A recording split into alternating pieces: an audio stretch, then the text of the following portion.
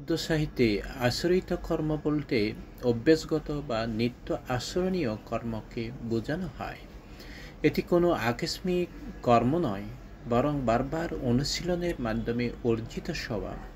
যেমন নিয়মিত দান, শীল পালন বা ধ্যান হল কুশল আচরিত কর্ম, যা পুণ্য সঞ্চয় করে এবং ব্যক্তির চরিত্রকে উন্নত করে। বিপরীতে মিথ্যাচার বা ক্রোধের মতো অকুশল কর্মের পুনরাবৃত্তি দুঃখের কারণ হয় এবং স্বভাবকে কলুষিত করে। বৌদ্ধ দর্শন অনুসারে এই অভ্যাসগত কর্ম মানুষের ভবিষ্যৎ জীবনে গতিপথ নির্মাণে অত্যন্ত প্রভাবশালী এবং এর মাধ্যমে নৈতিক চরিত্র গঠিত হয়।